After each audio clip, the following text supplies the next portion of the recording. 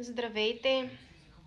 Да кажа няколко думи ще ми позволите във връзка с наредбата за фризьорските и бръснарските салони.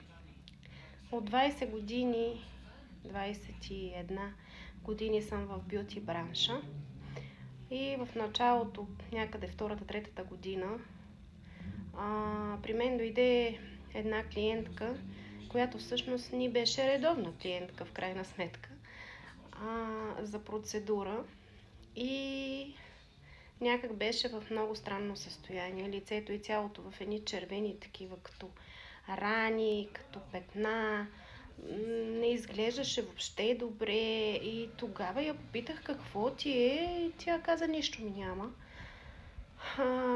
Та щеше да бъде хубаво още тогава да имаше документ, чрез който да удостовери, че наистина нищо и няма.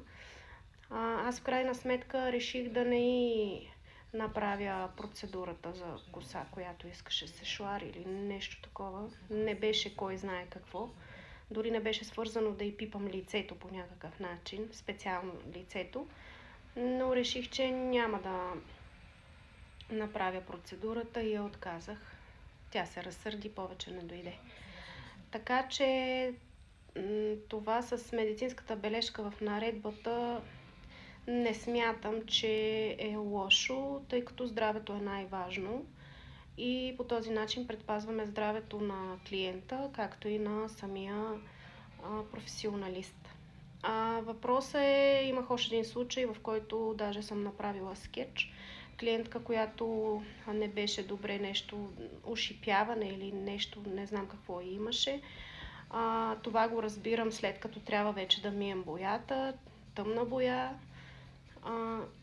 Измивната ми колона 15 000 лева, бяла кожа, наложи се да мия клиентката надолу с главата, всичко стана в черна боя, после кожата, първо, че на нея не й беше изобщо удобно, второ и на мен не ми беше удобно, заболя ме кръста, заболяха ме рамене, ръце, всичко.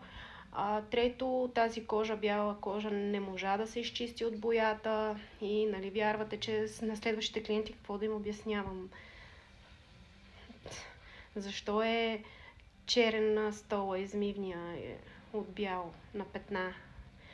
Така че тогава също би било добре да ми представи бележка, че не е противопоказно да лежи на измивната колона и въобще да се възползва от услугата в салона за красота. Така че това с бележките е добре дошло. Във връзка с свидетелството за професионална квалификация също имам какво да кажа. Ние от доста дълго време сме център за професионално обучение, вие знаете, но е имало времена, в които сме си търсили колеги външни, да не са от нашата академия, вярвайте ми, идват с сертификати фирмени, нищо не знаят. Много пъти се е случвало до там, че да не стигаме дори да видя практически какво могат, тъй като те не знаят необходимата и най-важна основна терминология, с която да боравят, не знаят структура на кожа, функции на кожа, не знаят елементарни неща от професията, нито етичната част, нито комуникационната част, да не говорим изискванията какви са им, за да работят. Нищо не знаят от професията. Случвало се да кажат, вие дори не ме видяхте какво мога. Не ме интересува какво можеш, тъй като ти нямаш основата, на база на която вече да ти видя практическите знания. Нямаш и самия документ. Фирмения сертификат не е държавен. Той е от самата фирма, тя ти удостоверява, че си минала дадено обучение 1-2 седмици. Това е. И другото, което е за 1-2 седмици професионалист не се става.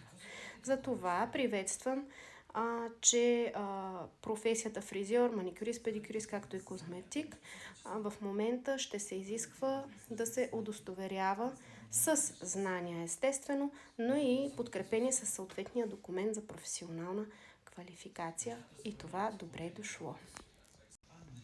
Алергията за боите не смятам, че е необходимо при всяко идване да се прави тест за алергия. Необходимо е първия път, когато клиента за първи път се боядисва, да му се направи, зад ухото малко се слага боичка, изчаква се, вижда се, ако няма реакция, вече се боядисва косата, но според мен също е безпредметно всеки път да се прави този тест, тъй като ще отнема време, а времето е скъпо.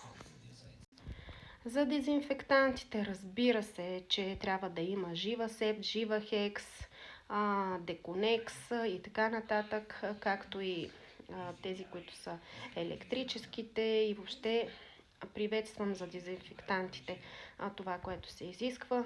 Също да имаме сключен договор с пералня. Ние имаме още от началото. Аз 20 години работя винаги с фирма, която ми пере кърпи, чершафи и каквото имам. Носи ми ги изгладени, пакетирани и аз ги използвам. Така че това също го приветствам. Имаме си договор с инсекта. На 3 месеца идват и пръскат против хлебарки и така нататък. Това го приветствам. Това е добре както за клиентите, така и за персонала. Така че общо взето наредбата добре дошла. Хубаво е, че я поднових, тъй като беше много стара. И успех на всички пожелавам. Нека да се конкурираме чрез добавена стойност, чрез решаване на проблем, а не чрез лоши практики, като например в 20 квадрата да натъпчем 5 измивни колони, 2 фризьорски стола и 2 стола за педикюр, клиента от вратата направо да скача в ваната за педикюра, тъй като това е лоша практика, не е добре. Хубаво е, защото колегите казват, ще затворят много салончета. Имайте предвид, че в момента, в който вие отворите салон за красота, вие се превръщате в един вид предприемач на микробизнес. В предприемачеството, пак казвам, се решават проблеми на потребителите и се добавя стойност, а не да се отнема стойност и да се създават проблеми. Разбирайте го както искате.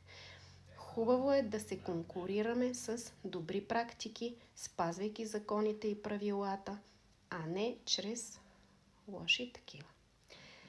Приятен ден и весело посрещане на празниците!